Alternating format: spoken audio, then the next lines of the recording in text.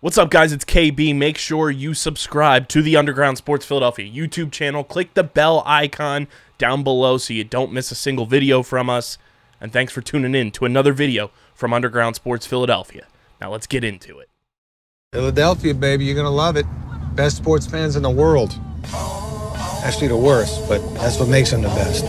What is going on, OTB Nation? Welcome into episode number 345 of the award-nominated, honorably mentioned, number 9 NCAA ranked, and of course, viewable on YouTube, Outside the Box podcast, the official lacrosse podcast on the Underground Sports Philadelphia Podcast Network. It's KB and Deej coming at you.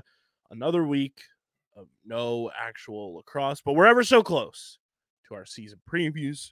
We're going to be working on getting some guests on to get you geared up for the NLL. We're working on some guests as well. And guess what, ladies and gentlemen? We have a guest on this show. We put out the shore signal, which I have an idea of what I want that to look like, Deej. It's almost like the bat signal light, but it's a wave.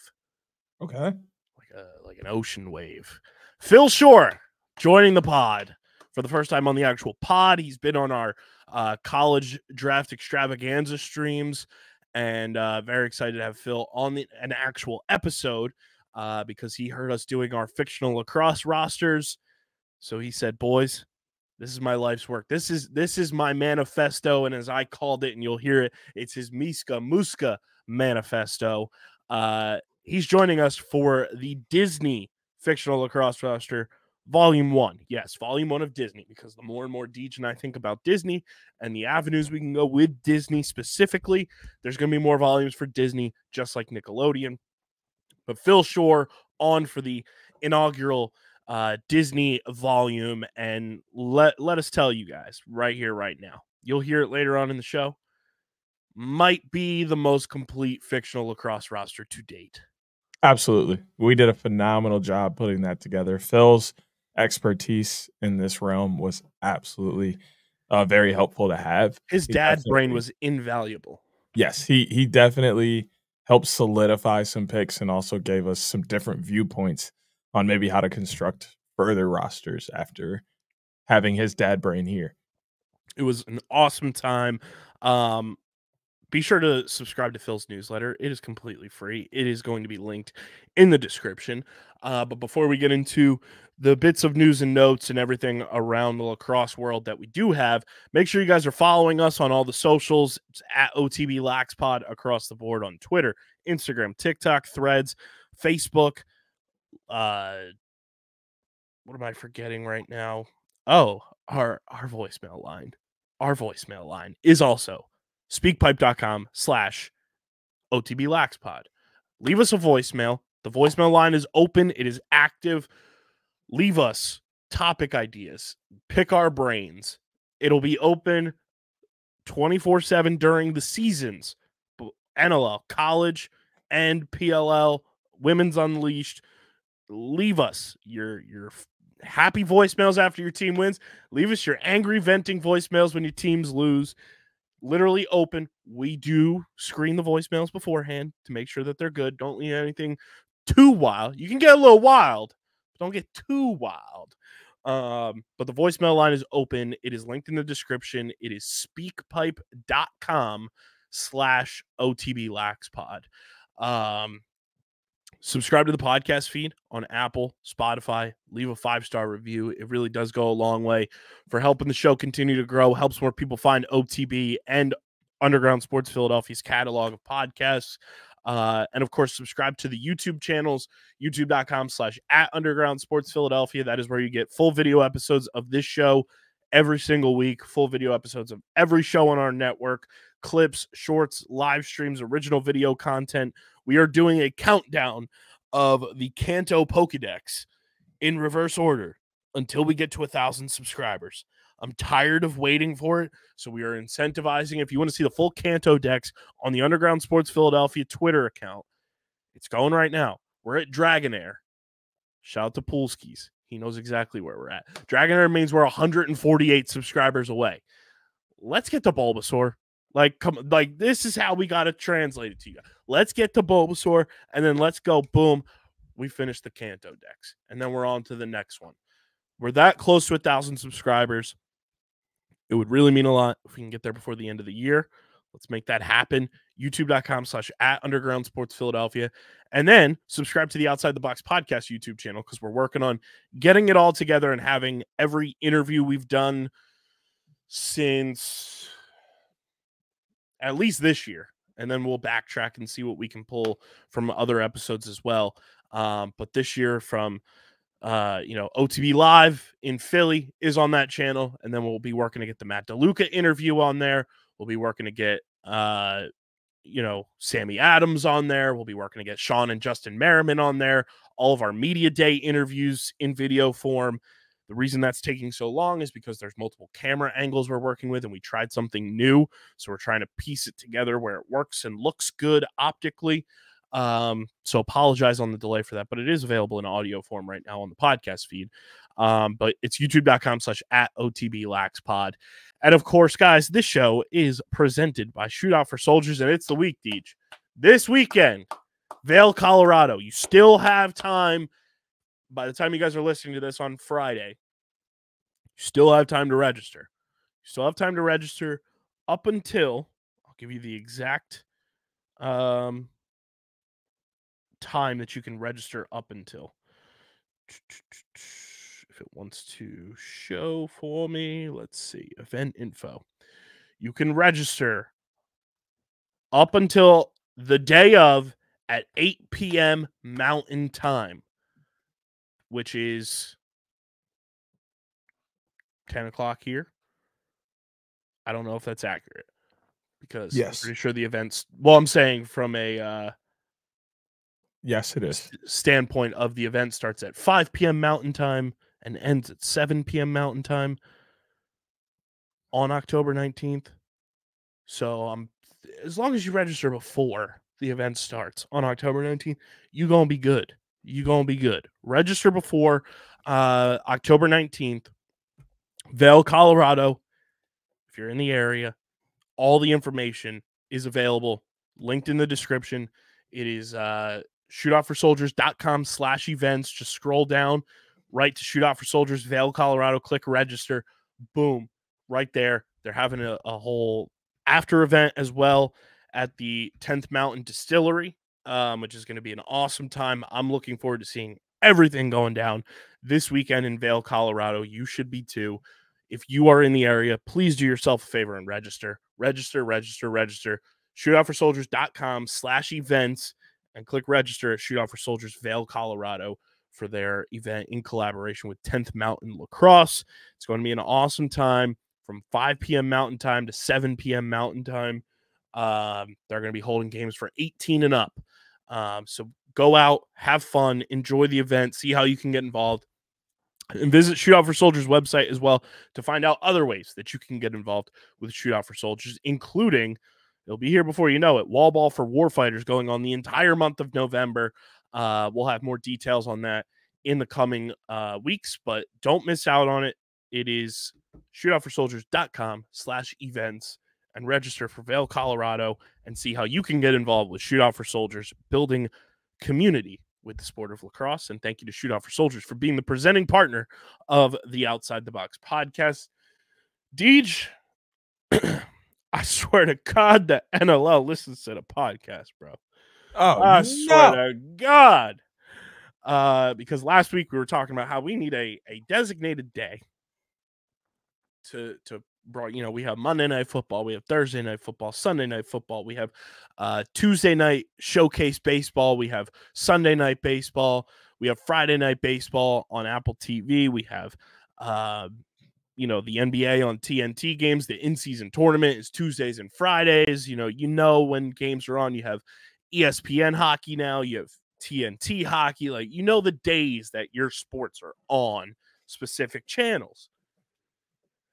Let me tell you what, the league said, boys, we got you. We got you. The NLL announced this week that they have extended their partnership with TSN, to which I would believe also means ESPN here in the States. And they have announced their 2024-2025 broadcast schedule. Friday night is the new home for the NLL on TSN with focus on Canadian matchups. Now, while that's a little discouraging to fans here in the States, I'm sure in time it will come. This is a positive sign, okay? This is a good sign that the NLL is signaling in on dates with their broadcast rights partner to say, okay, this specific day is when we're going to have the league on this platform. This is a good sign. This is great for the NLL. Yeah, it's fantastic, and it's a sign that they want to continue to showcase to their fans that they care about them and them planning around watching games or certain games, them marketing to their fans, right? Like, sure, like you said, it's not really to the American fans at the moment, but Canadian fans can say, awesome, we know we're getting a blockbuster matchup Friday nights at this time or in between this time range every single week. Let me just block that off my schedule so that I know I'm watching lacrosse on Friday night. To me, all you got to do to incorporate the American fans here is say, Friday night on ESPN Plus, you got this game.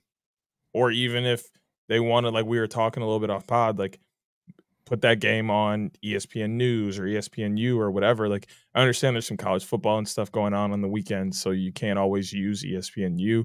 But if it was Friday night lacrosse on ESPN News, everybody in America knows to tune to ESPN News Friday night so that they can watch a good NLL game. There are definitely ways to market this, but if they can't quite get to that ESPN News or ESPNU level this year, okay, just market it as ESPN Plus. Most lacrosse fans at this point have ESPN Plus because that's where you're going to get most of your games across PLL, NLL, and college. If you have ESPN Plus, you have access to all of those avenues.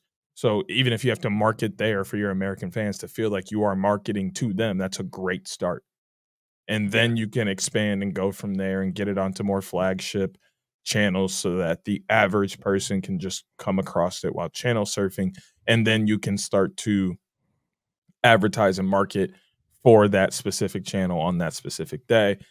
But to me, this step is a good first step in saying we've always kind of catered to this audience, has always been quote unquote our main audience. So let's continue to show them that we have them in mind.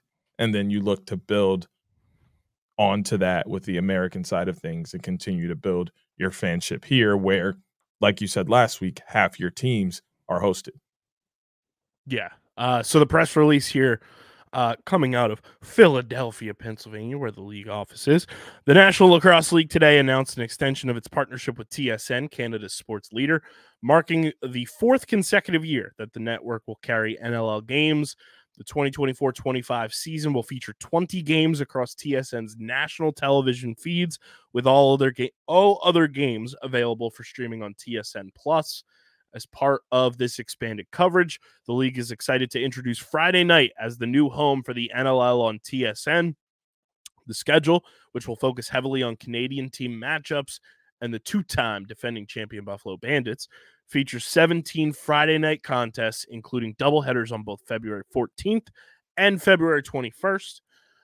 Commissioner Brett Frude said in a statement, our partnership with TSN continues to be critical to our overall growth strategy, ensuring that fans across Canada have the opportunity to consume every moment of NLL action. With an extensive Friday night lineup and the linear focus on our Canadian teams, we're poised to own that evening and continue our aggressive efforts to further mainstream our sport. TSN's coverage will begin on Friday, November 29th, which is Black Friday here in the States. This is how it should be every single year, ladies and gents. Black Friday should be the calendar date to start the NLL. When the Ottawa Black Bears host its inaugural home game against the Toronto Rock, igniting an intra-province rivalry in Canada's capital city. Fans will be treated to games on both Friday, March 7th and Saturday, March 8th as part of the March to May NLL playoff push. Sean Redmond, the VP of Bell Media Sports, said in a statement in the release also, the continuation of our strong partnership with the NLL means we're able to deliver the best box lacrosse to Canadians across the country. Lacrosse has a rich tradition in the country, and we're proud to bring the intensity and skill of NLL action to passionate fans nationwide. The continued partnership with TSN is the latest momentum-building news in an exciting offseason that saw the league announce a landmark partnership with Castor, the NLL's exclusive on-floor performance apparel and uniform provider. And I have the schedule here for everybody. Deej, are you ready for Friday night on TSN? Give it to me. So like I mentioned from the release, it is the Toronto Rock at the Ottawa Black Bears at 7 p.m. Eastern Time, kicking things off on Friday, November 29th. Perfect way to close out your Black Friday.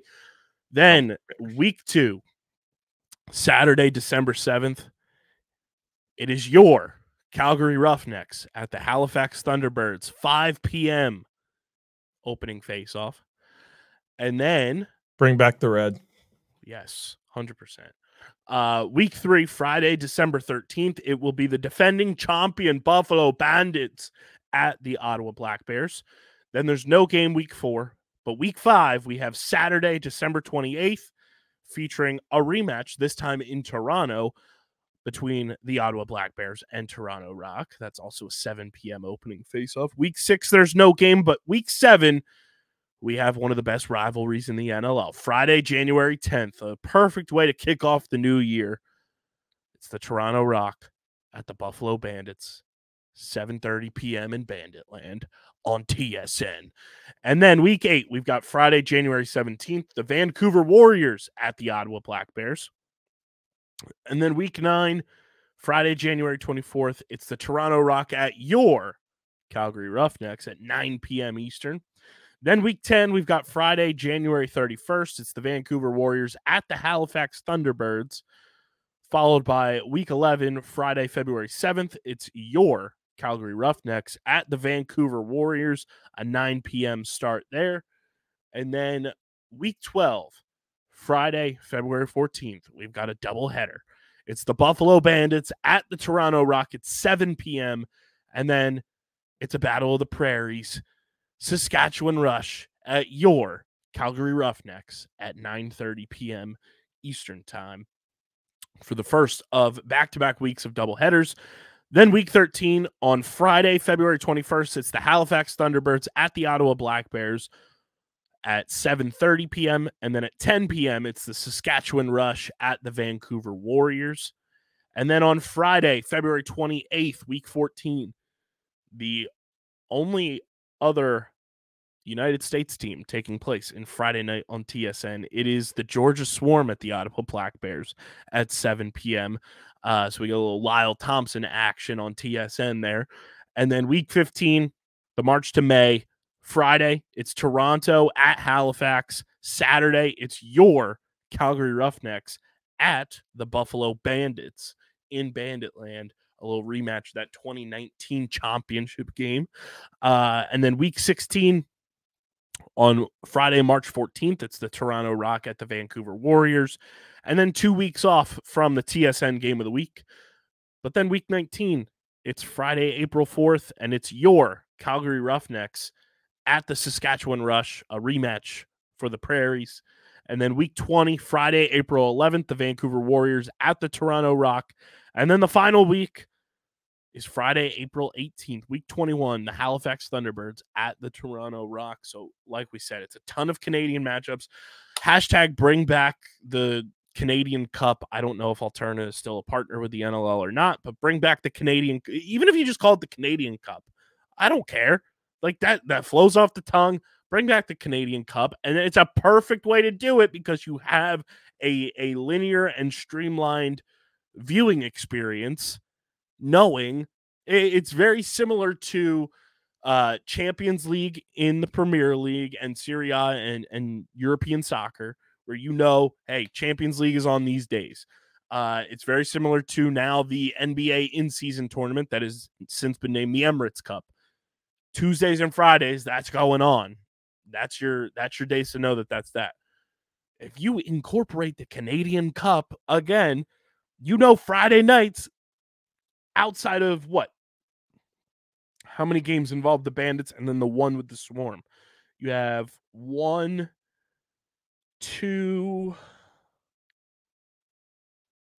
3. You have 4 games that wouldn't be inter-Canadian matchups of your however many we just rattled off there. That's a perfect Brett Fruit. Please hit our line. Hit our line. Like we'll fork over, I don't know, $100 and call it the Outside the Box Podcast Canadian Cup. I don't know.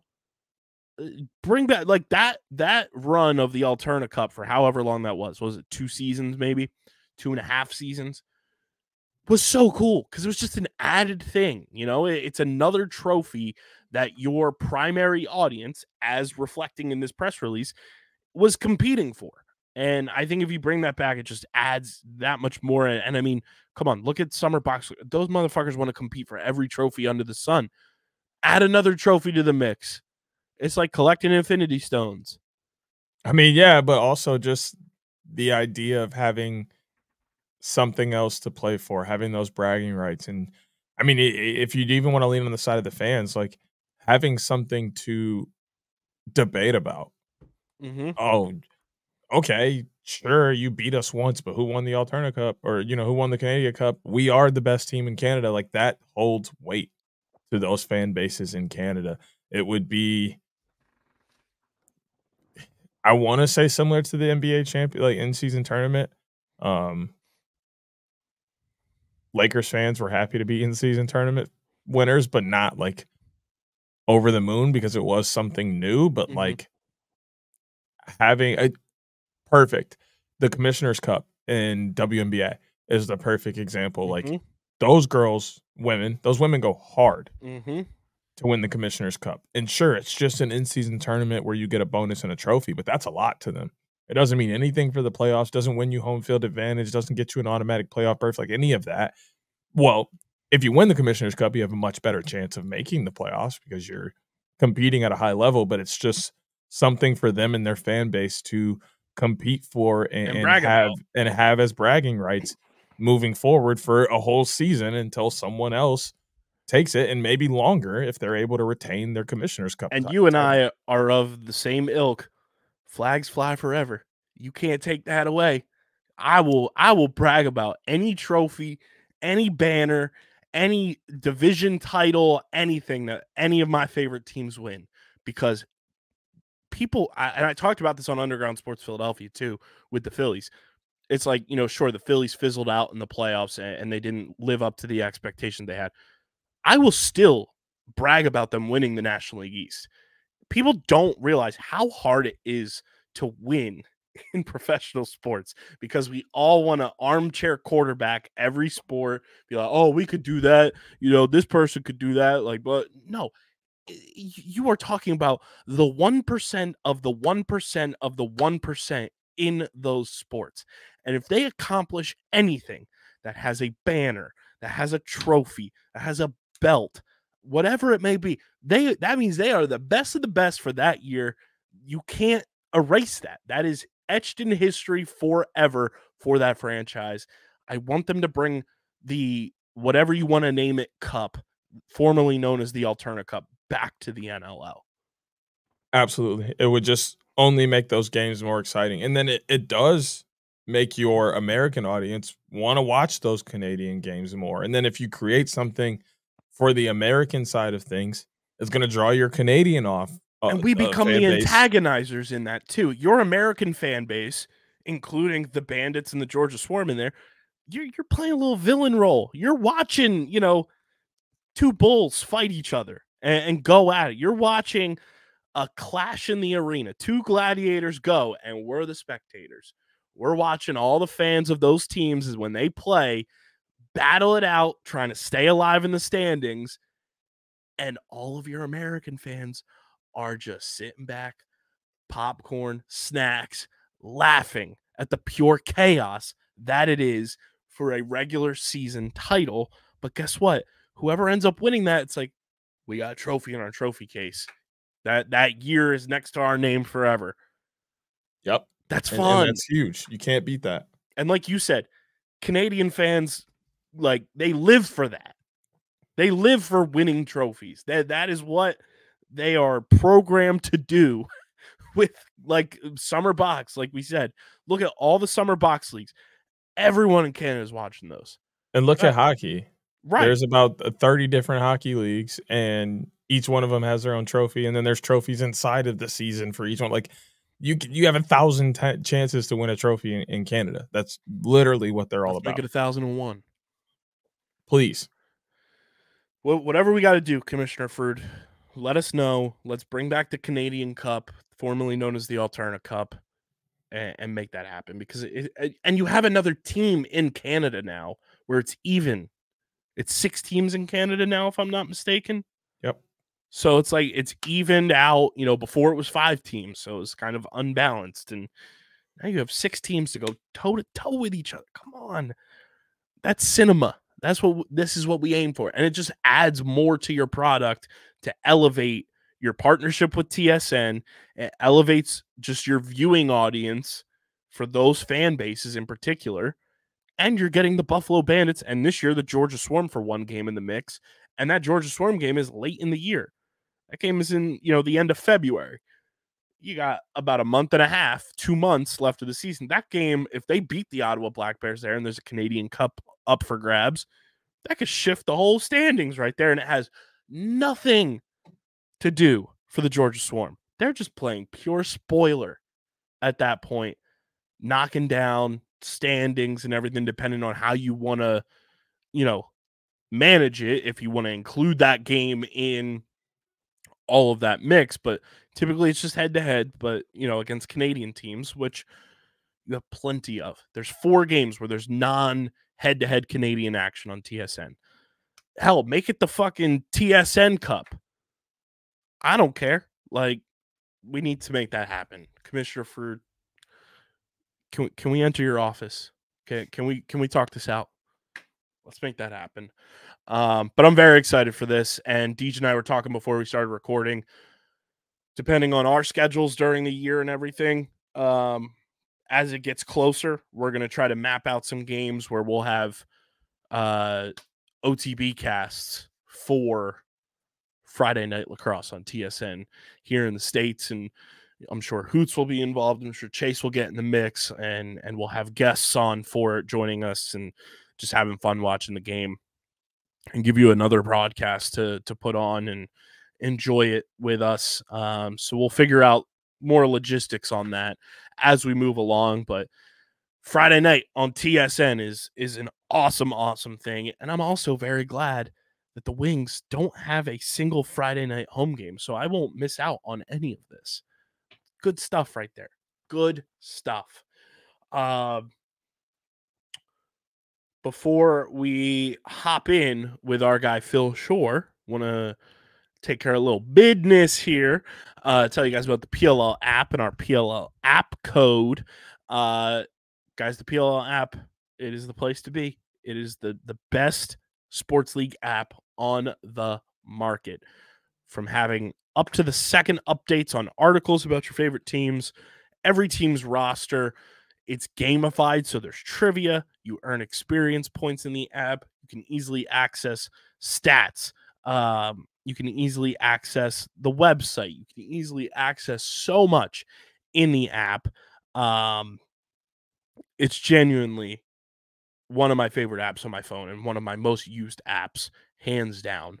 Download the PLL app in the App Store or Google Play Store, or go to pll.app and go to the redeem code section and type in OTBPOD. That's OTB pod for 500 XP on your account.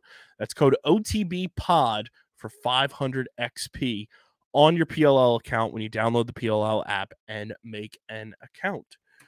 So, Deej, I think without any further ado, we hop into Fictional Lacrosse Rosters, Volume 3, Disney, with our guy, Phil Shore. And then when we come back, we'll break down the National Lacrosse Hall of Fame. We have a new partner to talk about on the show. We have a little tease of events that will be happening next week here on the show. And then we also have a tweet to address because lacrosse debates and topics been hot in the streets this week, apparently. So don't go anywhere. We'll be right back. Phil Shore will be joining us. We'll assemble the Disney roster, and then we'll talk some more. So we'll see you guys on the other side.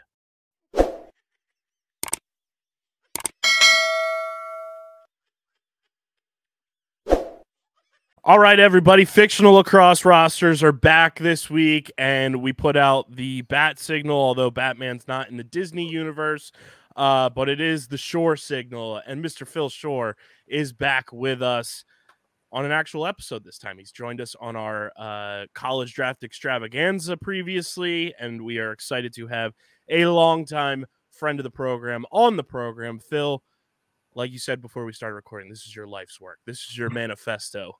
The Miska Muska manifesto, if you will. So we're happy to have you on for the Disney iteration of Fictional Lacrosse Rosters.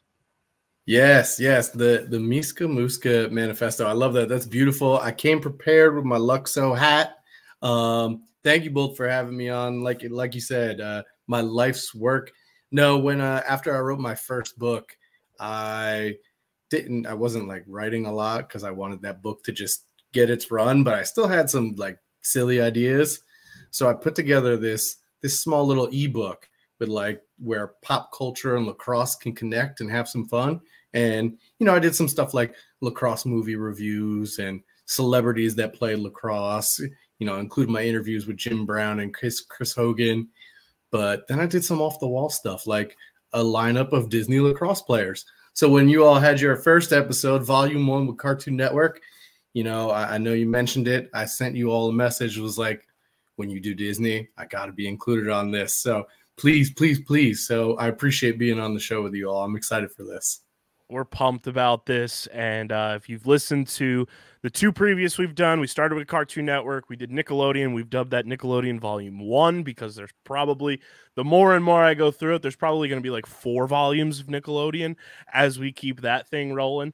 But this is Disney Volume 1. And what that means is we are going through the Disney animated films, and that includes Pixar. No TV shows, no live action. Marvel, as you guys know, is its own thing. We'll be doing that later down the line. Star Wars is its own thing. We'll be doing that later down the line. So this is strictly Disney, Pixar, animated movies, which I think everyone can relate to on some sort of level because you kind of remember your first Disney movie, you remember your first Pixar movie, and it is the most nostalgic thing ever. Deej, I know you're excited about this one too. Oh, yeah. I was one of the kids who found a way to evenly watch Disney, Cartoon Network, and Nickelodeon. So I'm not a favor of either one more than the other. They all had significant pieces of my life. Like I was that weird kid that actually watched iCarly on iCarly.com on a Friday night a couple times. You would be that kid. You are that generation of watching iCarly on iCarly.com. Yes. I'm excited about this one. Phil, you are the guest. We'll let you make the first pick for the roster, excuse me, and where you want to place them on the roster. And if you're new to the show, if you missed out on the first couple of episodes, we break it down very similar to a PLL game day roster, 19 plus the 2 additional protected players on the roster. And then we also have a coaching staff that we'll riff on and have fun with, as well as refs and rules officials and all that good stuff to kind of just get as much bang for your buck with each universe we dive into with this. So, Phil, your life's work. Who is the 1-1 pick going on to the Disney Volume 1 Fictional Lacrosse roster? All right, so this is a tough one. I've got there's a few that I really love, but I will make 1-1 on attack. Mulan. Yes. Mulan on attack, and let me tell you why. She is a fighter. She wants to prove she's more than what other people think or expect of her. She is a quick learner, takes direction well. She can move really well in armor, obviously, when she's fighting. She becomes a top warrior under great coaching and under great leadership. She's got knowledge of attacking options from her time in the military. She works well with others. She'd be a great feeder from behind X. So I'm taking Mulan on attack with that top spot. I'm going to add one more thing in there. Mulan gets down to business, too. Mm-hmm. One of the best Disney songs ever. Make a Man Out of You is... No misses in that movie. Oh, not a single one. That's a great pick. And she takes the hits from the guys, right? Mm-hmm. So, like, that's what you need from an attackman, not only to move the ball, but they got to be able to take some hits too. So I got no fear with her at attack. Absolutely love that. Let's see. When we did Nickelodeon last week, Deej, we were like, where do you typically see the short sticks? It's the guys that kind of feel like they got no brains out there. Who's a perfect pick at short stick for me? My first addition to the roster has to be Woody from Toy Story. I mean, I knew Woody was going to get his way on here. So he's got a snake in his boot. He's reaching for the sky. I got to go with Woody. He's joining the short stick unit. Okay. I actually like that a lot. He is, like you explained it, no brains up top, which is what you need from. I feel like no short stick D mids have brains. Like just a cowboy hat. Ty Warner. That's all he needs. Like Ty Warner's a counter. He does have brains. He just doesn't always use them. Yes. Fair. I think that's the way to go. He is like he is the leader of the toy room. But then when people get him riled up, he loses his mind and starts going in every other direction. Mm-hmm. And he does that in 1 and 2 and 4. He does it a lot. So he has brains. He just doesn't always use them. He's emotional reaction. I love you, but Ian McKay. I think that's the perfect comparison there. Like, Ian's smart. He went to Vermont. Like he has all the smarts, but once you get him riled up, it just exits. And he's all emotion. He literally run because he's all emotion at that point. Wow. Well, I guess I'll slide to the midfield. This is normally where we put a lot of speed and guys that are a little more all around and want to do a lot. And when you think speed and you think Disney animated movies, I think both of you know where I'm going here. Lightning McQueen has to be our midfield. That is not where I thought you were going, but that is a great addition. Speed kills, baby.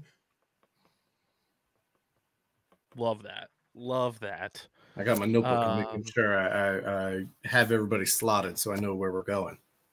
Got to be professional about this. Where do I want to slot in another? Oh, man. And the tough part with this, too, is you don't want to try to double up too much on each property and everything and trying to diversify it as well. Well, let me piggyback off of Deej with Lightning McQueen, wanting to build that all around but really fast midfield. Where I thought he was taking it was Dash from The Incredibles. Yes, but that you put those two together on the same midfield line, transition's going to be beautiful. That's a good call. I love that call. Well, I think I have one of our first either coaches or rules officials. I'll let you guys decide where she falls to kind of piggyback off of Phil there. I feel like Edna Mode is laying down the law somewhere here. Is she a coach or is she laying down the law for the whole thing and she's on that rules officials team? She's a coach. Look at the way she talks to the Incredibles. Like, get yourself together. like she's prepping them and telling them what you're supposed to do. We've already trained for this. Just get it together. She's kind of like that coach that doesn't say much, but it's just all right, let's all breathe and let's set this up and let's do it. And now I'm not going to help this because he said, you gave that one quote. I'm going to give you no capes, right? No she capes. Had rules for how they were supposed to be dressed in uniform. So I was thinking rules official. So I cede to you both, let you figure it out, but just offering that counterpoint. I like that counterpoint, but what I kind of equate that to is Resh with the under 8. They don't score 8 goals. That's your cap. We don't allow that. So and then if you listen into some of their huddles and stuff, they don't slide early. They don't he has very defined rules for how they play defense, and when they follow them, it works. When they don't, it doesn't. I like that. I like that. That was an excellent counterpoint there. I also think I have another member of our attack. I got to go Hercules. Big, strong, put him on the crease. Mm-hmm. Plus, he's got the power of a god. I like it. I like it. I was leaning toward defense for Hercules. I mean, if you want me to... kind of being more of a Garrett Epple, Graham Hossack, like just a bruiser, a Ben Randall, like a guy that you know when you go out there. Jesse Bernhardt, like he's giving you nothing but body and power and hard checks, and it's going to be a long night. I like both your answers. When I wrote this, and I wrote this 4 years ago, so you know, might be a little out of date, and you two bring some great points. I had him as face-off guy because to me, he just looks like a wrestler, and we know that wrestlers really transition to that face-off position really well. So I can see him just boom, just clamping down on that and pulling it out. You know, and I like kind of built like Greg Renlian. Yeah, and Connor Farrell. Like I like that because so far we have gone like scrappy, fast guys at the face, kind of similar to like TD or Joe. But you got to have some brute strength in there at some point to give like that opposite. Like I always try and compare the different rosters so that like I'm making something that would be competitive to the Disney or the Nickelodeon roster or whatever it may be. That's a great counterpoint. Like that reminds me a lot of like how they do UFC match fighting. They want to put a grappler against a striker to make you go against your weakness to see how you adapt to that challenge. So I like Hercules at face-off a lot. I like that. All right. Putting him in there. To replace that attack, how do we feel about Buzz Lightyear? We need a shooter. No fear. Description there. And his body size reminds me a lot of Peyton Cormier, who I feel can be one of the best shooters in the PLL in the next 3 seasons. It all depends on how Atlas uses him and the time he gets. But in my opinion, he should be on the other side of Jeff Teat because you can run Xander Dixon out of the box every week or every possession and then run 2 other midfielders with him. So you still have your inside threat while having Shelley at X all around with Jeff Teat, shooter on the wing and Cormier, and then whatever 2 midfielders you put out there. That's like the best offense in the PLL. Kind of no matter who you put at midfield there, like all 6 of them can feed and score. Like that's dangerous. Yeah, that is dangerous, and I like that. Like what you got with Buzz instead of an air gate, just have an air Buzz. You know, I like that. It's falling with style. Falling with style across the crease. And I also feel like he could pull out some Zed Williams type game where Buzz would be able to use his body in a way to create shots for himself. I'm down with that. I'm down I'm with in. that. Let's see. Who else can I pull up here? So I'll throw in goalie. Okay. Have one yet? It's got to be Sully from Monsters Inc. Ah, yes. Not only is he huge and going to cover the cage really well, but like he was the top scarer. You come down and you're going to shoot on him, and he just gives you a roar. That ball staying in the pocket, just diving right there. I like that. I like that a lot. I was battling defense for him, but I feel like goalie fits a little bit more. I had that same debate. I think I originally put him at defense just because of the size, but he doesn't move very well. Yeah, and he doesn't really have like a defensive quality, like the defensive qualities I'm quite looking for. So I was like, yeah, no, not there. But goalie's a great place for him. Even if he was like a backup goalie, he would just like scare the starting goalie into keeping his position. Like knowing Sully's behind you to take your spot is scary. I think I have another member of our midfield. Adding to the speed, but it's like a different type of speed. It's kind of extraterrestrial speed. I'm going to go Stitch. He's got that alien, mentality, and when he's on. He can move real quick. He can go down on however many legs he has when he grows the other ones out of his body, and he ain't afraid to get in your face either. I like that a lot. So seeing him like a two-way guy. Yeah. Most of the midfield for us has been two-way guys. It's been our short sticks that have been a little more defense only. Mm-hmm. Speaking of short sticks, do we want to go angry from inside out? Yes. Absolutely. I thought about maybe face off for him at one point, but then you brought up Hercules there, and I was like, well, there that goes. Mm-hmm. No, but I think that's a great natural spot for Anger, to just be in that spot where he could just tee off on people. And you just see that fire coming out and just going at people. Absolutely. I think in the movies, he's at some point trying to kick someone or punch someone at all times. So he's going after people. That's perfect. Stick him on somebody, and he's not letting them go. I think I don't know where I want to place this next one, because I feel like he can fit a multitude of positions, but it is spooky season, and I think a lot of people forget that this is technically a Disney movie. Where does Jack Skellington fit on the roster? LSM? That's what I was leaning. But I feel like he's got to be on. He's got the length. Well,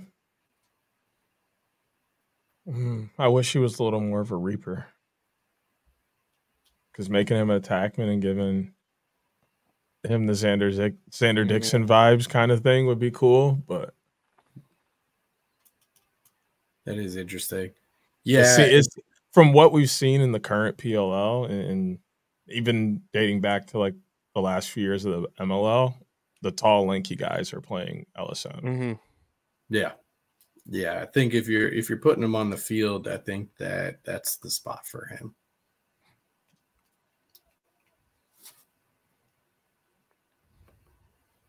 I like that pull a lot, though.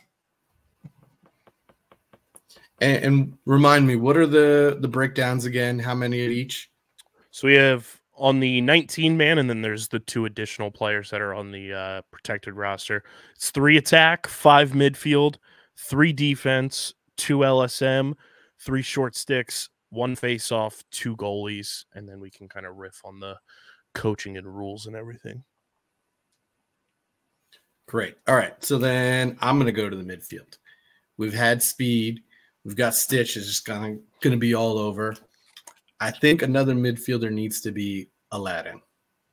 Yes, I was thinking Think of him running through Agrabah in one step. The way he is just finding open space everywhere to evade the defense or those guards that are coming after him. He's evasive. He finds space. I think, as an off-ball midfielder, I think that's everything you want to look for with Aladdin. Yep, I love that. A lot. Can you tell? I put a lot of thought into this. Oh, yeah. Probably way too much thought, but, He is the one Disney character that can hit the around the world. Okay. He'll show you the world on that magic carpet.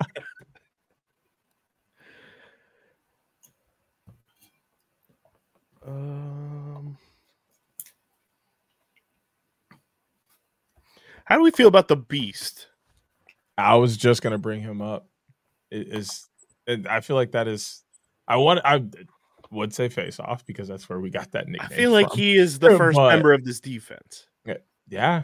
He's defending that castle, defending that Rose, defending Belle when she's up in that castle. Yep. Mm-hmm. I like that. That's where I got him. That's where he's perfect, but Beast at face off would have just been a nice play. And where we talked about like he's got that scary element too, but where we talked about like with Sully, where he's big but he doesn't move well, the Beast moves really well. We saw him take out Gaston, like he moves really well. So I think defense is a great spot for him. Do we put Wreck-It Ralph right next to him? I was just gonna say that. Yes, I have him right with him. Yeah. This is insane. It's a large defense. It's a large defense. But those hands that Wreck-It Ralph has, when he puts those on your hips and hip checks you and moves you, you're on the ground. You're done. You're done. Mm-hmm. I'll add one more to that D, and it's someone that is used to holding something that looks similar to a lacrosse stick. It's got to be Maui. Okay. Right? Maui's hook, similar shape to a lacrosse stick. So he's used to, fighting and working with something in his hand. So that hand-eye coordination is going to be there. He's got similar size to work with Beast and Ralph as well. I think that Cartoon Network attack is going to be a little small. They're going to run into some physical issues with this Disney defense. This defense is burly. But if they can be some Ryder Garnsies out there, that's a game to watch. They're going to get bodied, but there's going to be goals. I'm here for that. But do we like Maui there? I love Maui there. Right. Absolutely. I think just naturally having the hook, we're getting people used to having the stick in their hands. So, and they're almost all kind of like that, like chaotic good character where like Beast and Wreck-It Ralph, Ralph kind of starts off as kind of the villain almost, and then turns around and is like, oh, this is the guy we want to root for. Same thing with the Beast. Maui's there, as kind of the in-between. And I think that's a unit to look out for. That's a strong defense right there. So there you go. That points out to a really great chemistry. I know I'm jumping in a lot, and it's because I've had. That's why we have you here. Absolutely. I've had these percolating. I want to get someone in a spot before we start running low on positions. But I got another LSM for you all. And okay. I don't know how you can leave this person off, especially with this being the creator's game. But I think at LSM, we have to put Pocahontas. Yes, 100%. And I say LSM, I know she doesn't necessarily have the size like we're talking about, like with Jack Skeleton, that lankiness, but she's very protective. She's protective of the people she loves. She's protective of her community, and she fights for what she believes in. So I think that protectiveness leaves her to the defensive side, but the ability to fight and go after the things she wants, that also transitions her to offense as well. Staying on the defensive side, going back to the short sticks, this guy reminds me a lot of a guy who was bred out in the middle of nowhere, figured out how to make it happen, and then came back and shined as a star. That is Bo Pedersen. KB knows how I feel about the state of Utah. That's where the bred in the middle of nowhere comes from. This guy was bred in the middle of nowhere because he lost his parents and was raised by gorillas. Tarzan, being on the short stick D-mid, tall, lanky, could probably push transition if we need it, but is still strong and aggressive due to the gorilla nature. I wouldn't want to dodge on him. I like that. Great. I like it. That's great.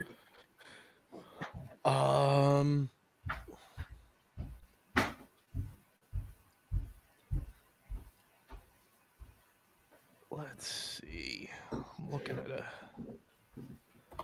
thing right here. How do we feel about Peter Pan? He's magic. Where are you thinking of him? I'm stuck between having him as a midfielder or as a reserve player. He kind of fits like the speed nature we've been going because he can fly. He doesn't age, so you don't have to worry about replacing him. Yeah, I think he fits on that midfield kind of style that we got. Absolutely fits the style. So there's our midfield. We have a an attack slot still open, and a backup goalie still open, along with our 2 reserve players.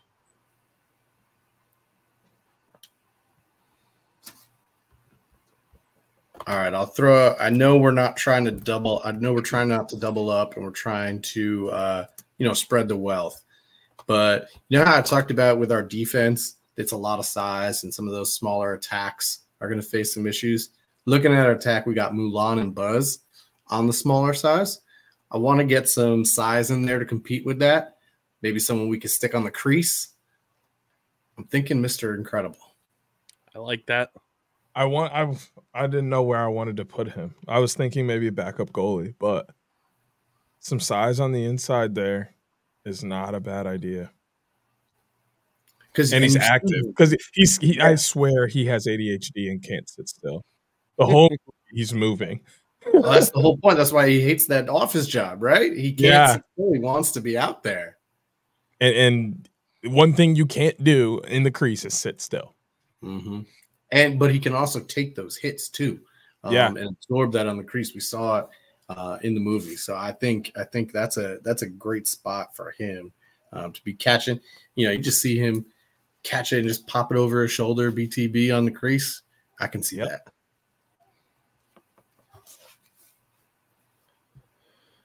Now, my only, not complaint, but my only, we're gonna get roasted here. Mm-hmm. So we don't have any original members of the Disney gang. We don't have a Mickey, a Goofy, or anything like that. Well, I was thinking Mickey gonna go on the coaching staff. Okay. If you really look at it, Mickey is bossy. He don't really be doing too much, but he tell everybody what to do. Now, do we want to go Mickey? Do we want to go Sorcerer Mickey from Fantasia? Do we want to go?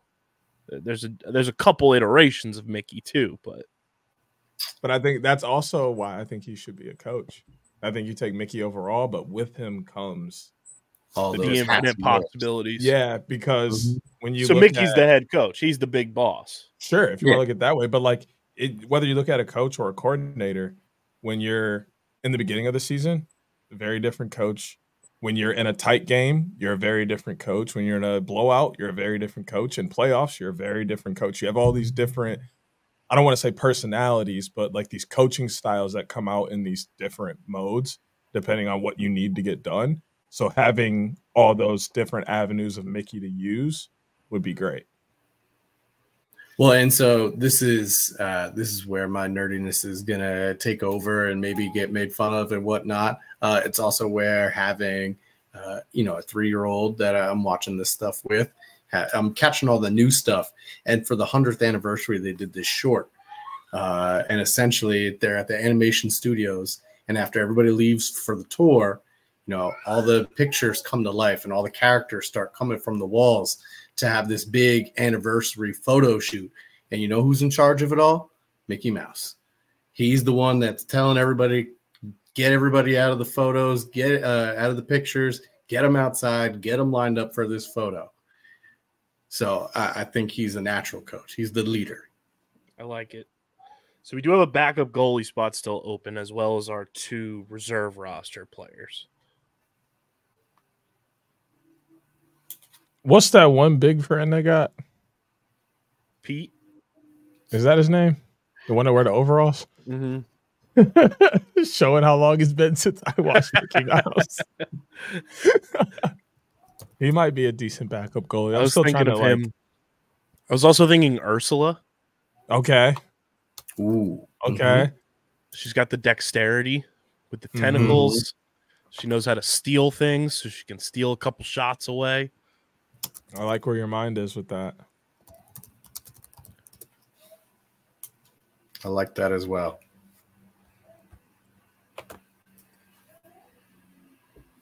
And that gets us another film, because I got to be honest, I don't see too many other people from there contributing. Yeah. Not too many more from The Little Mermaid. Let me think about this. Do we want to put Kronk in here at all? Ooh. That's not a bad one. It's not a bad one. Where you yeah, putting it's more. Yeah, it's more of a show, but they did drop that one movie. Yeah, it started with the movie. Yeah, it did start with the movie. Yep. Is he kind of your? He might be a If reserve. if Mr. Incredible can't go, Yeah, he's still your big body attackman, and he's also got a couple personalities on his shoulders. facts. That's great. That's great. How about I got a rules official. Okay. I got a rules official for you. How about Rafiki from The Lion King? Ooh, I like that. Mm-hmm. I also have another rules official because he kind of abides by the rules. I was thinking Genie. It's like, hey, Man, you get 3 wishes, you get 3 challenges. So I say, yeah. Does he become our rules expert then? Yeah, our Seth Tierney. He's our Seth Tierney. Hey, I don't know if you guys saw Seth Tierney quote tweeting all of Ryan's highlights from the U.S. lacrosse experience and going, "Wow, his dad must have taught him well." Dude, that's you. That's perfect. I thought that was so funny. That's perfect. That's perfect. I was like, this is the kind of dad I want to be. It's funny listening to you all with your other volumes and editions of this. You know, your rules team is really stickler like, and this is an absolute bonkers rules group so far. Like, they're gonna hold the rules and they know the rules, but they're also like, they're characters. Oh yeah. Who's homie from that one show that's got the movie that's got Bruno? The one that just kept saying we don't say Bruno. Mm-hmm. Well, that's the whole family. That's the whole family. Yeah. They thought he was cursed. They made a whole song about him. Yeah. We don't say Bruno. The rule book is just called the Magical Family Rule Book. Rule number 1: we don't talk about Bruno. Oh, what about the cop from Zootopia? Oh, Judy Hopps. Oh, yeah, that's a good call. That's a good one. That's a good one. That's a good call. And it gets another film in there. Mm-hmm. Yeah. Well, I was thinking when you brought up Encanto, you know, maybe putting the whole family in for the rules. I was thinking maybe Mirabel as a coach, though. I like that. Okay. You know, nobody listens to her at first, so maybe that's not helpful. But by the end, everybody kind of realizes, oh, we should have been listening to you. She gets everybody to talk about Bruno again. You know, she rebuilds that. She gets that house rebuilt because she has the respect of the house, you know. So I think she's kind of like a quiet assistant that, you know, is going to pull in a unit. I like that. I like that a lot. I think I have another member of the coaching staff too, because he knows how to cook up a whole lot. Remy from Ratatouille. He can cook up some plays in the clutch. Mm-hmm. You gotta have a cookbook. If you're gonna be a coach, you gotta have a cookbook. I think that's what I might call my playbook, the cookbook. I like that.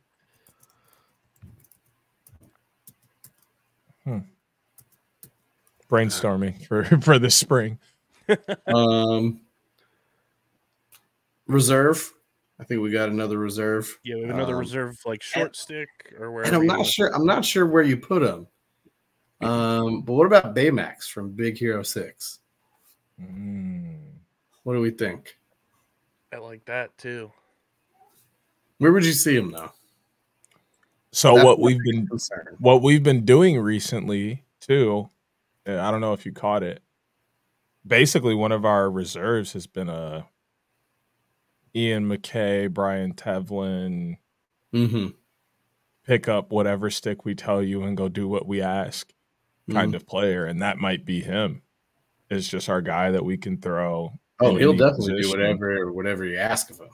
Yeah. You know who else will pick up any type of stick, play any type of position? His name's Zed Williams. The facts. And Baymax and Zed, probably two of the nicest people you'll ever meet. I like that a lot. I do like that. Was a great pull.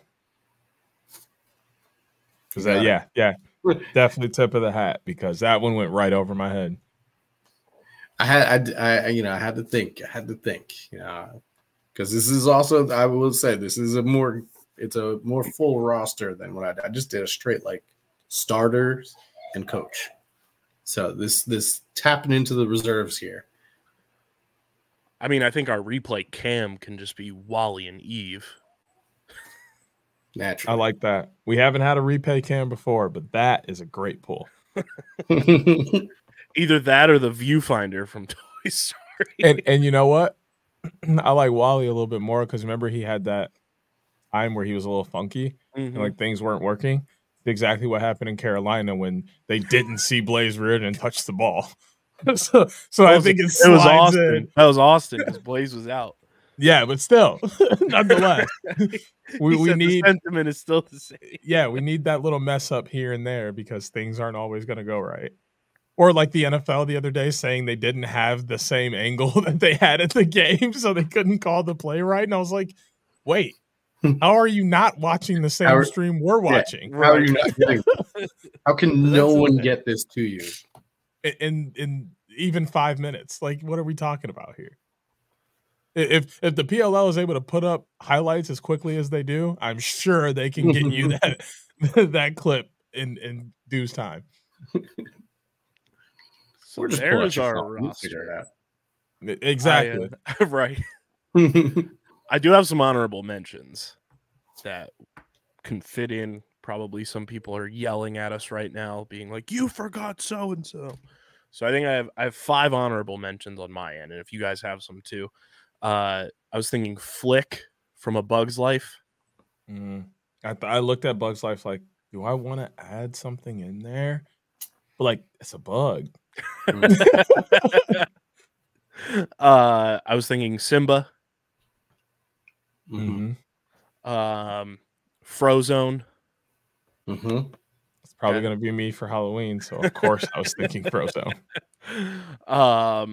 I was also thinking Randall from Monsters, Inc. That's a good one. And I was also thinking a combination of, we're seeing LeBron James and Bronny. We're seeing, Brian Holman coaching and Marcus Holman playing. Some combination of Goofy and Max. Max is a good one. Max is one that I definitely forgot about that I wanted to try to get on here. That's a good one. That's a good one. I like that a lot. Because we know he's a skateboarder and everything. Right. So he's got that X Games kind of mentality that kind of jives really well on the lacrosse field. I like that. Those are my honorable mentions. Go ahead. Go ahead. Okay, I only had one, so yeah. I had one too. I was going to throw in Grumpy. Okay. As an honorable mention, probably their short stick D-midi or face off. But so now I have 2. I would have to throw Happy in there as backup goalie. Happy seemed to be paying attention to everyone at the same time, but was always happy. And if you look at every backup goalie, they are paying attention to everyone and everything, and they're pretty much always happy. Like that is perfect for Happy to be there and kind of because they're also like the uplifter of the group too. Like when things aren't going well, you always see the backup goalies going through, giving people handshakes. Like, it's fine. We're going to bounce back. You guys are good. We do this all the time. Like, that's just their role. So I think Happy would be great at that. And then surprisingly, I have a rules honorable mention, the fairy godmother from Cinderella. I was just like, she's always like this. And I was like, she's such an enforcer. Would love. That's a great call too. That is a great call. I could also see Sebastian from The Little Mermaid being on the rules committee because he's always trying to get Ariel away from everything, back to singing Under the Sea and everything.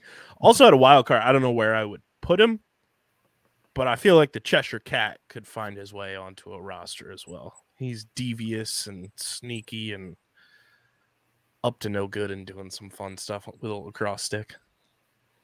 And I feel like we're taking people's fun away because they want to, tell us who we missed on social media. But Donald Duck, Yeah. Especially, he's short stick D midi for life. Yes. 100%. Or he's like the feisty Brian Kavanaugh, Andy Towers type of coach. Ooh. Where he's Or just, he could be a rules official too. That too. We mentioned we got some characters as rules officials, but he would be like very, when he's handling Huey, Dewey, and Louie, he's no nonsense. Mm-hmm. And we already know the owner of this team is Scrooge McDuck, so we can leave that at that. Facts. That was best funded team in any of these universes. That goes without saying. Yes. Literally just watched a video where he was teaching, it was like some from DuckTales, where he was teaching Huey and Dewey and Louie the difference between $100,000 and $1 billion. Like they could even really comprehend that. That was the whole point. He brings out this like hat of money. He's like, how much do you think this is? And they're like, $1 billion. He's like, this is 100,000. Let me tell you what $1 billion is. He's getting them ready for college lacrosse and what type of NIL deals they got to take. There you go. Which, by the way, it's option D all the way. Mm-hmm. Give me the most amount of money you can give me. I don't care about the rest. It's D. It's D far ahead. Then it was B, the All-American D3. And then who cared about the other two? Literally. Maybe, I guess. But it was D far ahead, B far ahead, everything else. Yep. And I saw someone put option E, bench rider, on a like OK D3 team. And I was like, there it is. That's the option I chose. Connor. That's the option I chose. No. It was Hutton. No, it was Hutton. It was Hutton. He photoshopped himself into it. Yeah, he was talking about himself. Because me too. I literally was basically I wasn't a bench warmer, but I was second string LSM on an average D3 team. Maybe even below average. That's amazing. So I'll run down the roster for everybody here. So our attack group, including our reserve roster member, it's Mulan, Buzz Lightyear, Mr. Incredible, and Kronk. Our midfield is Lightning McQueen, Dash, Stitch, Aladdin, and Peter Pan. Our defense is Beast, Wreck-It Ralph, and Maui. Our LSMs are Jack Skellington and Pocahontas. Our short stick unit is Woody, Anger from Inside Out, and Tarzan, along with Baymax as our reserve roster member. Hercules is taking face-offs, and our goalies are Sully and Ursula. Our coaching staff, Mickey, Edna Mode, Mirabelle from Encanto, and Remy from Ratatouille. And then our refs and rules officials and everything of that sort of ilk is Rafiki, Genie, Judy Hopps, and then that replay machine is running through Wally. What a beautiful roster. It's a well-rounded, stacked, I'm pretty proud of what we did here today, fellas. This might be the most complete roster we've gotten so far. Yes. Big thanks to Phil Shore, of course. Of course. Phil, we loved having you on. Let the people know what you got going on. I know you're always pumping out fantastic articles. You got your newsletter as well. Let the people know what you got going on this time of the year with the lacrosse stuff you got going. Yeah, absolutely. So always writing for USA Lacrosse Magazine and for New England Lacrosse Journal. Those have been my two for a long time now. I can't believe how long I've been doing this. I've been doing my newsletter. I started it last March or last February. Probably wasn't a great time to start when I was having a child due in a few weeks, but we've been getting it through. We're on, 35, 36 issues already. It's called the Takeaway Check. You can sign up for free. A lot of different things that I'm trying to do there. A lot of experimental stuff with different styles of writing and trying to do a little bit of video here and there. So I'd appreciate it if you could check that out. Subscribe to that. Again, that's completely free. I also, heads up, am working on a new book. And you guys will appreciate this. I know, sponsored by Shootout For Soldiers. I'm working on a book about the mix between the communities of lacrosse world and the military world and why that mix is working. So I've been slowly working on that. And also check out Lacrossing into the Mainstream, which is my ebook, where I include this lovely original idea of my Disney lacrosse lineup. But I've also got lacrosse players that should be Funko Pops. I've got lacrosse players that should be on reality television shows. You know, I got Survivor on there. Don't you worry.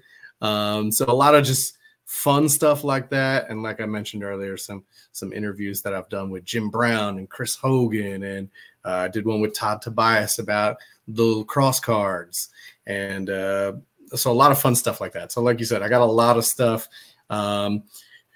My X account is at pshore15, same as Instagram, and I got the links for the takeaway check and crossing into the mainstream on those. And hope you check them out. And I appreciate you guys having me. It's just fun to chat it up with you, and love this idea that you're all doing, especially at this time of year where, you know, there's not as much going on. This is a lot of fun, and people can have a lot of fun with it. And we will definitely link all of your stuff in the description of the podcast as well. And we'll have to have you on when the new book rolls out as well. And obviously, You're welcome on anytime. We love having you on, man. Yeah, love chatting with you guys. You guys, I think I've said this to you before, but I'll say it to everybody. I'm sure that all your listeners know, but the hustle that you two bring to this and just are at everything is really, really great. I remember, I think it was it the 2021 season, I think, was the first time I really saw you guys. They were first started doing the Zoom press conferences. And for a while, lacrosse media was like me, Kyle Devitt, and Chris Rosenthal. It was like that with maybe a local reporter here or there. And it was just like that. So when I open up this Zoom and I see the two of you sitting there with your outside the box hats, I'm like, who are these guys? But just there every single weekend at the stadium. And, you know, I'm blown away by the amount of effort that you two put into this. And it's pretty awesome to see. So I love chatting it up with you guys. I appreciate you bringing me on to have some fun with this. And yeah, anytime you want to chat lacrosse, hit me up. Send that bat signal. Always welcome on the Shore signal. We'll have to mock up a sketch for it to be able to tweet out and put on Instagram and everything. We will have the Shore signal. And make a t-shirt too. Yes. Oh, yes. We can 100%. Put it in the merch store. It will be 3 people that buy it. It'll be me. It'll be my mother-in-law, and maybe my sister. But that's the first thing you didn't have. We'll buy a couple and boost it to 5. Oh, yeah. All right. The Shore signal is being added to the lexicon along with Backpack Boys, Newman Nukes. It's in there. The Shore signal, ladies and gentlemen. Phil Shore, appreciate you, brother. You're, you know, the same sentiments that you just relate to us, which is far too kind. We could say the same about you. You're a one of one, and we appreciate you hopping on, man. All right. Thank you.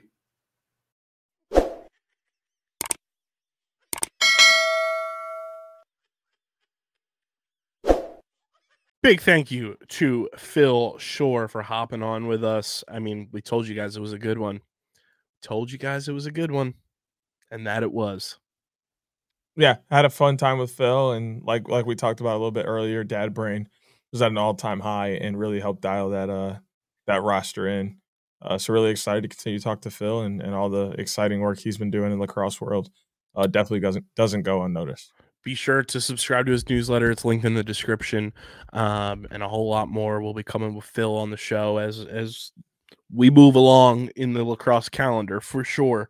Phil's one of the best in the game and was one of the first people to really embrace us as kind of the newcomers on the lacrosse media landscape. So always fun chopping it up with our guy Phil Shore, and use hashtag Shore Signal in the comment section if you got this far. But Deej, we had the National Lacrosse Hall of Fame class of 2024 get announced today.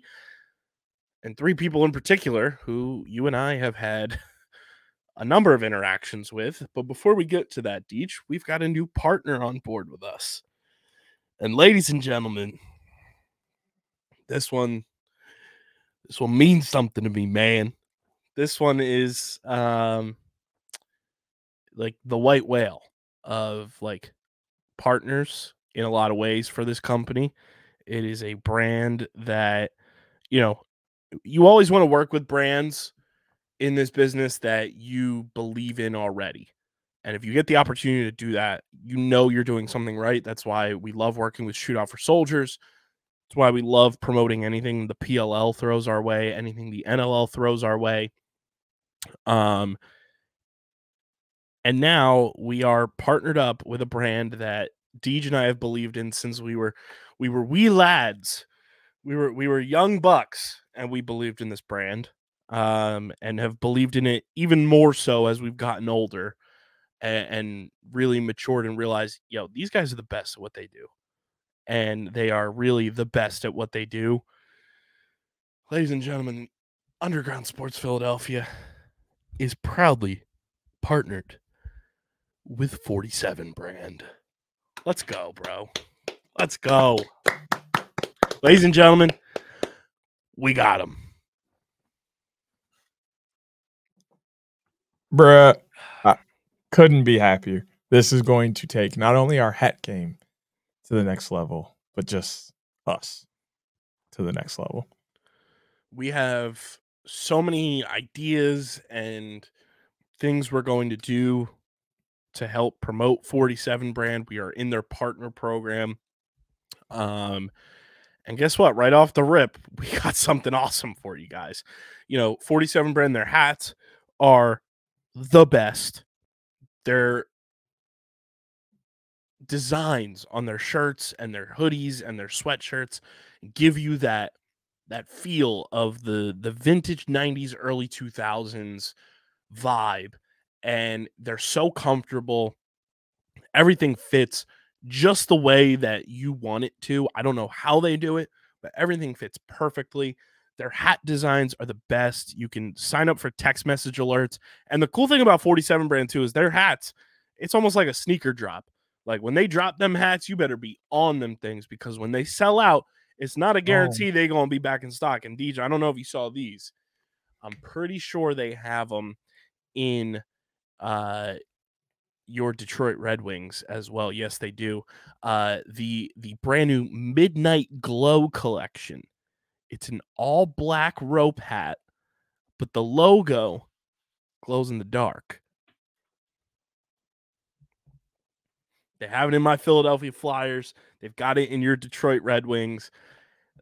They look unbelievable, and it is in the best fitting style. The Hitch style is the best. Plus, their dad hats are amazing, but genuinely, the Hitch is my favorite. The Hitch is Deej's favorite.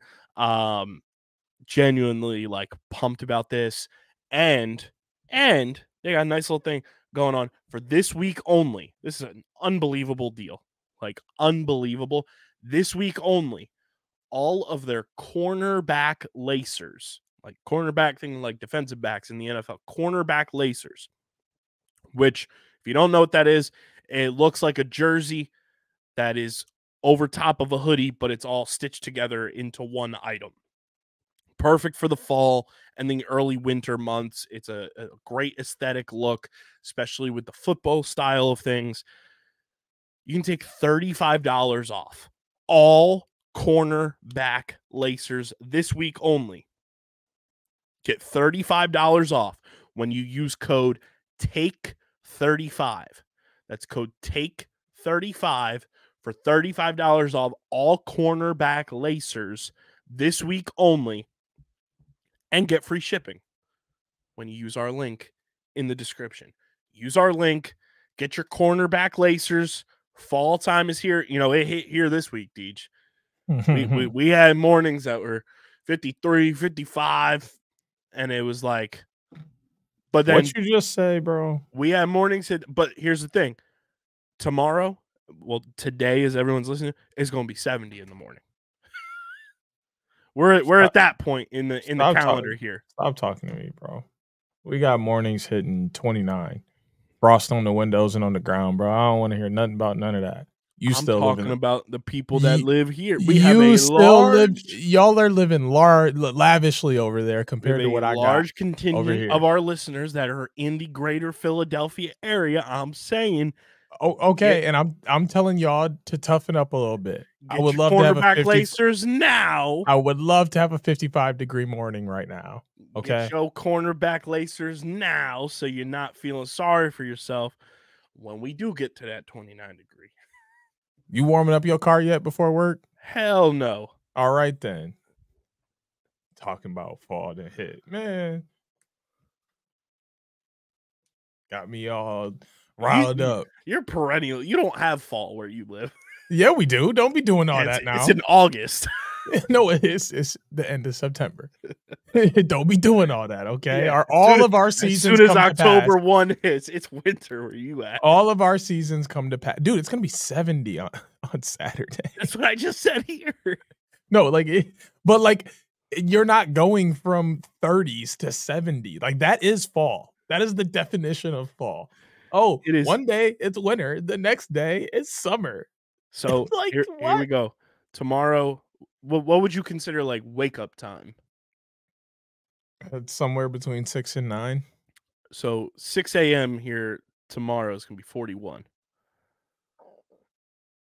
And it's going to get up to a nice 69 by Love 3 that p.m. for y'all. Let's see what we got. But then on Monday, it's going to be 80. Crisp wake up temperature, 35 degrees. With the high hitting 67. There is a 30-degree difference going on tomorrow. The bad part is the beginning is so low. All this to say, get your cornerback lacers, code TAKE35, and click our link to do so. That way you get free shipping on all orders with our brand new partners, 47 brand. I'm so pumped, man. I love 47 brand. They're a brand I've believed in for a long time. I'm connected with their president on LinkedIn, and I can't wait for us to build up this partnership more and then to reach out to them and say, all right, how can we get Underground Sports Philadelphia hats, apparel, and everything through you guys? Shop 47 brand. It's linked in the description. Genuinely the best style. Shop all your favorite sports teams from MLB, NFL, NHL, NBA, NCAA, minor league baseball, NASCAR, soccer. They've got a whole bunch of collections as well. They just released a brand new collection with New Balance. They've got golf collections, the whole 9 yards. It is genuinely the best. Deej, maybe to kick off our partnership, we'll have to scroll through the NCAA stuff, and maybe we'll do a NCAA hat giveaway or something with 47 brand. Can you just give it to me? Well, Deej, you can use our link in the description. Get free shipping. Shout out to 47 brand, man. I'm so pumped to be working with them. But the National Lacrosse Hall of Fame, 3 members that are going in, we have a bunch of ties to. And they are John Grant Jr., Brody Merrill, and our guy Paul Rabel going in. And I love that the NLL used Paul in his Wings jersey. I love that. 3 guys who we have out of that. 3 guys who we have had a number of conversations with in press conferences, sidelines, or even more in depth when it comes to somebody like Paul. I'm so pumped for these guys. And I told my mom today when I saw the announcement as I was at the DMV, I said, I've been covering lacrosse for quite a bit of time when 3 guys I know very well are going into a Hall of Fame. Yeah, we starting to get up there, my guy. Especially you. Oh, man. But congratulations to those 3. I know there's a few others going in. I should try to pull that up. I know TLN posted it on their Instagram. But again, this just goes to show you, and it was very cool that all of the PLL organizations posted about each specific guy. But Deej, I was told that the PLL hates the NLL and doesn't acknowledge the NLL, and you bozos can shut the fuck up. I don't even pay attention to all that BS. You feel me? I try not to, but then somehow it makes its way through the cracks like a them fumes in New York City that be coming out of the grates and everything and out of the manholes. all that random smoke that you have no idea what that smoke is. That's what them interactions be for me. It's just vapors. That is the best way to describe that.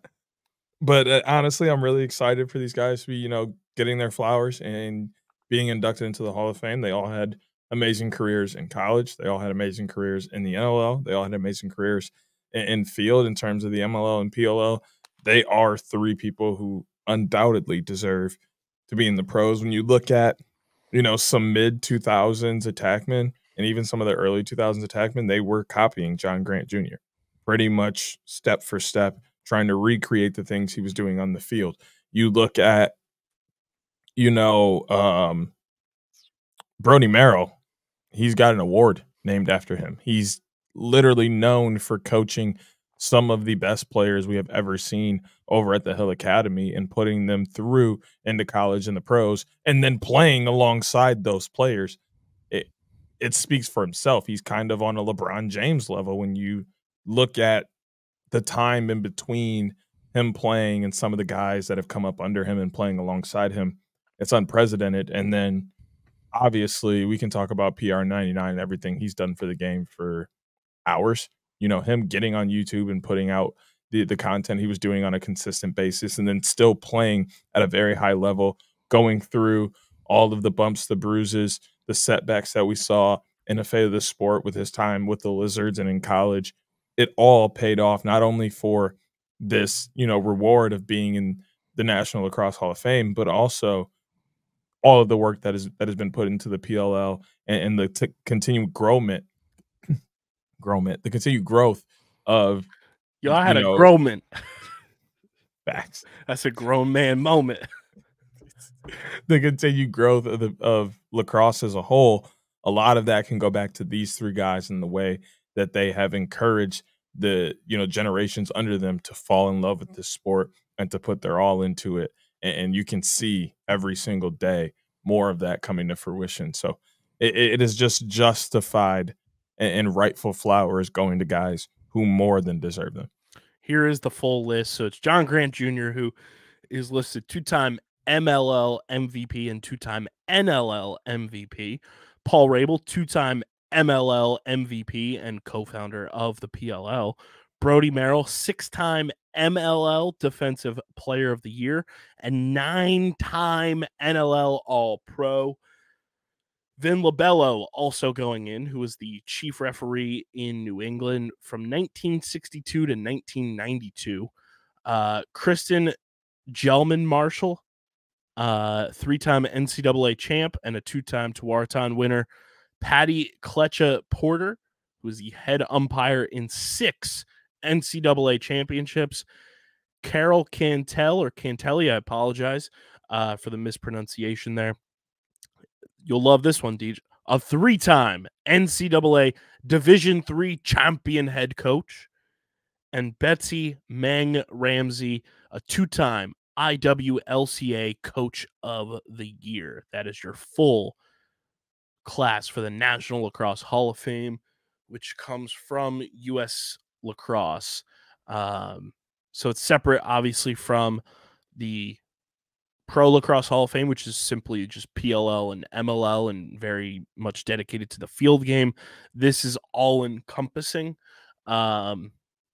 in all facets of the game, very much like the Basketball Hall of Fame or now the Baseball Hall of Fame is going to be that way as well. So congratulations to all the inductees and especially those 3 guys that we mentioned that we've had a bunch of interactions with over the years and couldn't be happier for them. Yeah, congratulations to everyone who's going to be making it. And I just think it's cool that lacrosse is getting to a point to where Hall of Fames are legit. I shouldn't say legit. They're something that players are striving for and something that people are showing legit flowers and remarks for. Sometimes being a smaller league, some people get shooed into the Hall of Fame that probably shouldn't be because there aren't as many candidates and things like that. You don't feel that same feeling with lacrosse, especially as players continue to go in. It's very selective, and they seem to be doing a very great job at picking who should go in, which is getting fans more into it as well. So love that part of it, but also just it's amazing that we're able to put guys into a Hall of Fame that is respected. That's, to me, a big part of being a professional sport, is having that Hall of Fame and acknowledging the players and the effort they put forth, and then this gives people something to talk about with GOAT conversations. We're talking about the best of the best of different positions, best of the best of all time in general. Accolades always come up, and being a Hall of Famer is like a check note accolade you have to be considered the best at your position or of all time, whatever the case may be. If you're not a Hall of Famer or a future Hall of Famer, a shoe-in Hall of Famer, you get knocked down points. And lacrosse has continued to add to that for their fan base by having, the National Lacrosse Hall of Fame, the Hall of Fame with the PLL that's more field. There's the College Lacrosse Hall of Fame as well. So they've done a great job of incorporating that Hall of Fame piece into lacrosse. 100%. And once again, congratulations to all the inductees. But we have one last thing to talk about because the lacrosse debate's been hot in the streets this week, Deej. God damn, has it been hot. It's been a scorcher out there. Get your sunscreen. Get your 47 brand hats. Good golly, it's been unbelievable. So Charlotte North, love Charlotte, would love to have her on this show sometime, tweeted out the following, and I want to get it correctly quoted here, because this is no fault really to Charlotte. It's just her engaging with her audience on social media. Charlotte tweeted, "What's your favorite format of lacrosse? Parentheses, field, box, sixes, and why? Lacrosse emoji." To which I quote tweeted it and said, "All lacrosse is good lacrosse." To which that was then quote tweeted, and I'm sorry we got to do this. But we got to, if you come at us with something like this, it's going to be addressed on the pod. I'm not going to spend time getting carpal tunnel with my thumbs and fingers, tweeting back and forth at you about stuff like that. It's going to be addressed on the pod.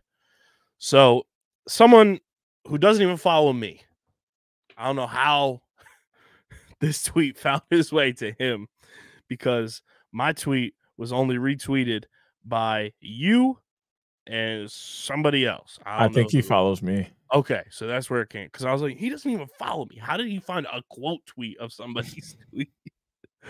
So Jonathan Adlam quote tweeted my tweet and said, to which I said, "All lacrosse is good lacrosse." He said, "Not when it's confusing, as we try to build and expand the fan base."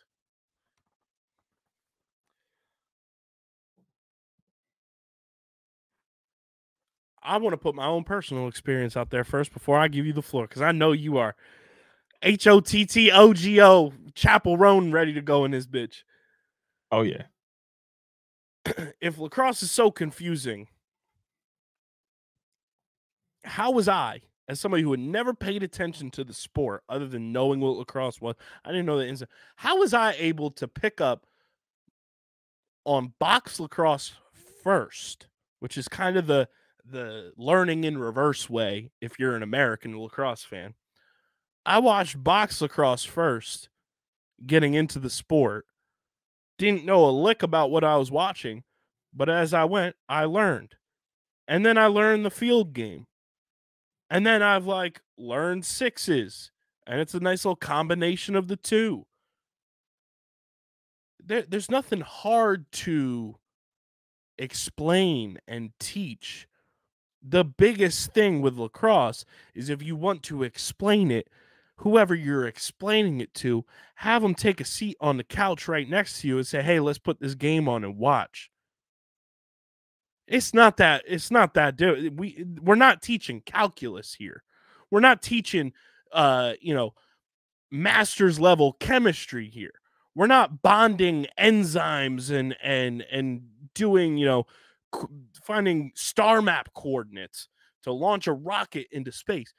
We're watching a sport that, while it has its intricacies, is very easy to pick up on and learn as you watch. I don't know what makes that so difficult, I don't know what the point of trying to classify teaching the sport of lacrosse as difficult is. But guys, it's not that difficult. It's not that difficult to teach the sport. If somebody like me can pick it up back in 2018 when I didn't know a lick about the sport and figure out the nuances and intricacies, and I'm still learning. I'm still learning as I go, different things. I'm learning the X's and O's types of stuff. But I have the basic layout to understand the game, understand concepts to where I can sound smart enough at a press conference week in and week out in both the National Lacrosse League and the Premier Lacrosse League and navigate my way around a press conference. What's so hard? Please, I need an expert. What is so hard? Please, I encourage Deej. I want to do some encouraging here. I want to build up. I encourage Jonathan Adlam to leave us a voicemail. And please explain to me in 90 seconds or less what makes all lacrosse, being good lacrosse, confusing as we try to build and expand the fan base.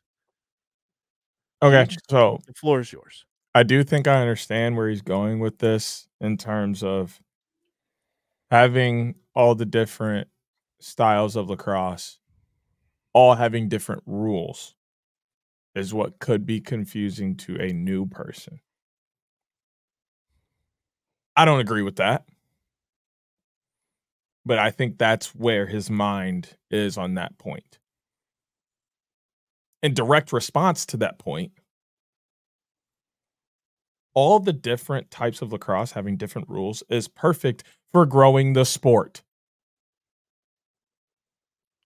I've said it 1,000 times on this podcast, and I'll say it one more time to make it 1,001. I started playing basketball.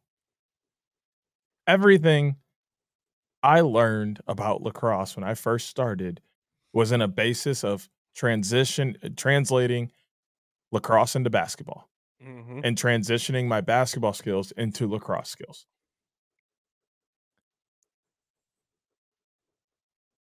That helped. But what would have helped a lot more is if sixes was prominent and out and about at that time. If you could have given me as a basketball player, hey, watch these 3 sixes games and then come back to practice, I'd probably be 10 times better when I come back to practice the next time. I even guarantee, not to cut you off, I even guarantee you if the Detroit Turbos, hashtag bring back the Turbos, Please, were around when you were getting into lacrosse, similar type of vibe with box lacrosse, and the plays that get schemed up are very basketball. It's how I learned, talking to our good friend Robin Brown about how she got into it while she was working for the Connecticut Sun and the New England Black Wolves at the time. She learned and started to understand box lacrosse even more by using her basketball background, by using her WNBA job, and learning like, oh, there's a lot of similarities here between what these ladies are doing on the court and what I did on the court as a player growing up to what these guys are doing on the floor in box lacrosse. Same thing. And to stick on that point of basketball, let's look at what basketball's got going on. The NBA is very different than the EuroLeague, which is very different than the league that's in Greece, and very different than the NBL that's in New Zealand. But that's all basketball. They all got different rules. And it's very different from the stuff you'll roll up to in a New York City park. Hello, but don't even get me started on FIBA, which has completely different rules than all of those combined. And then we got really different rules. That new game that's in NBA 2K25 that looked like Fortnite. Yeah, exactly. And then you still got 3-on-3, which has completely different rules than all the other ones. So if basketball can make it work, why can't we? You got Air Force football, you got Canadian football, you got flag football, and you got NFL football. All those work. You got 7-on-7 overtime league. And all of this works while they all have different rules. I don't understand what's the problem with having different rules. Nothing. And you know what else? Having so many different types of a sport helps you bring different people into it. If I want to bring a basketball or a hockey player into lacrosse, I'm showing them box and I'm showing them sixes because it's going to resonate with what they like in sports the most. Mm-hmm. If I'm going to bring somebody over in soccer, I'm going to show them traditional field. Large size, very similar to a soccer field, the back and forth and the use of what's that word for long-term endurance. Your use of endurance is very similar to soccer. Your footwork on field lacrosse is very different than your footwork in box lacrosse. Mm-hmm. Their footwork in soccer is going to be a lot more similar to what you see in field. If I'm just picking a random person off the street that just happened to see me wearing a hoodie and go, "What's lacrosse?" I'm putting on a Sixers game. Because 9 times out of 10, they've seen basketball, and that's going to just click in their mind. Oh, this is a lot like basketball. And for the soccer fan, it's like indoor soccer. And I mean, box even is a lot like futsal. There are ways for you to incorporate every game. Wrestlers, I'm just showing them a hit montage, and I'm showing them face-off guys. Because those are probably one of the 2 things they're going to do, and they're going to love both parts of that. Because and in particular, we're showing them Mike Sisselberger, who was a wrestler. The face-off guys, they're going to like seeing that because it's a little more up close and personal. There's aggression there, and there's a leverage game like what you get when you're wrestling. But also, they like brute strength. They like being aggressive. They like handing out pain. It's what you see on the defensive side. There is a way to bring almost every sport into lacrosse, which it helps having all the different levels. What I will say is the one thing that is a problem is women's lacrosse having different rules. That is very hard to explain, no matter how you cut it. I agree with that standpoint. If they were more like men's, or vice versa, and they got rid of how men's lacrosse was played and it was more like women's, and it was a little more streamlined for the genders, I think that is a little bit of a barrier in trying to get new people in the lacrosse and growing the game. But everything else about lacrosse is A-okay. And when you have different levels, that means you can have different national competitions, which allows more eyes to be on the sport. We've now had sixes in the Birmingham games. Mm-hmm. We've had World Field, World Box. Women's also has now World Box, and they've had World Field, and I believe they had sixes at the Birmingham games. If you have more opportunities for the entire world to be watching your sport because you have different types of your sport, I don't see anything wrong with that. I don't. Plus, we just had the USA Lacrosse experience to add on to just even more. And you don't get that opportunity if you don't have sixes. All of these things incorporate into growing the game. The idea of sixes at the moment is to grow the game, to boost the professional leagues to be the next big leagues. That is the point of sixes, is to get more eyes on the sport, get more athletes into the sport, to then boost up those leagues. But that doesn't mean that sixes can't become its own league. And then you have another league to then promote. But just because they're using another avenue of the sport, it does not mean they're wrong. It does not mean it's confusing. It does not mean it's hard. It just means they're using every possible avenue to actually grow the sport. Sports don't grow until you change things. That's just facts. Look at every sports league that's not in just America, in the world. They all started off small and having a lot of restrained rules. And as they started to massage those rules and loosen things up and get rid of some of those restrictions, they gradually became bigger. And then all of a sudden, they're this super large league. We can't just have traditional lacrosse here in America and Canada and expect the sport to grow. And when you tweak stuff like that too, it turns off the casual fan. You're putting it out there. Oh, it's hard to learn. What do they want to watch something that's hard to do for? Exactly. When they can continue watching things that are easy for them to comprehend because they understand them already. Don't put up more barriers than what are already up. We are already fighting so many barriers. Do not add more. Mm-hmm. Be thankful for the sport. Take the medicine that comes with it and share it. And some people aren't going to like the sport. Okay. I know tons of people who don't like basketball and don't watch. I don't really watch soccer. I watch World Cup, and I like watching in person, but I'm not a soccer head. I watch more baseball than I'd like to admit, but I'm also not super deep into any sport the way that I'm into lacrosse. But everybody can say that about every sport. There are guys and girls who are super into it, and guys and girls that could care less. That's just a part of being in this world. That not even just sports, that's just the world. When you look at everything across of it, some people love it, some people hate it. But what you can't do is make it easier for them to hate it. And that is what we have been doing with this whole lacrosse is confusing part. I think I know why you and I just mesh so well. It's because we appreciate and love lacrosse, but we also appreciate and love baseball. Yeah. I think that helps a lot. We as the kids say, we know ball. Duh, that's why the people listen to us. Come on. One last thing, I do want to give T's and P's to our guys at Carey, because Tony Bennett announced his retirement that was effective immediately, and I know he's in shambles right now. So, love you, Zach. That poor guy, man. I know. He is going through it. He's speaking in a Twitter Spaces as we record this right now. I saw that and I was like, oh no. My man's just bad. Oh man. Well, big thank you again to Phil Shore for hopping on this week. The Shore Signal, #Shore Signal in the YouTube comment section. And of course in the Apple Podcast reviews as well.